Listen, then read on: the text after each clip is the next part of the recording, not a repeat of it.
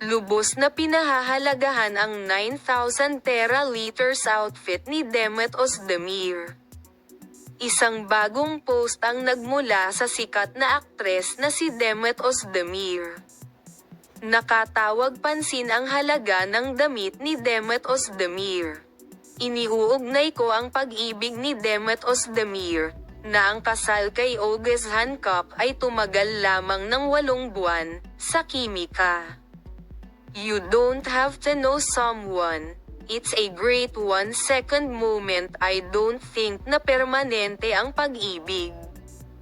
Isa ako sa mga naniniwala na pagkatapos maranasan ang ilang mga bagay, ang mga tao ay lubos na nakikilala sa ating mga katotohanan at nagiging pag-ibig.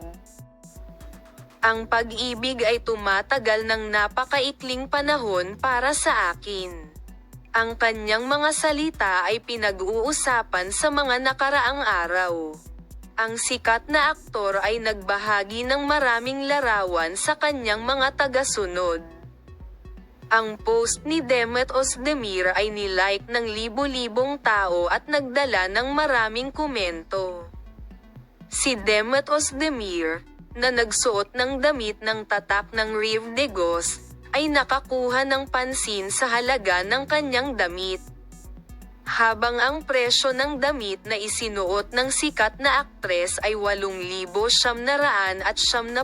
na Turkish liras, ang aktres ay nakatanggap ng halos 400,000 likes.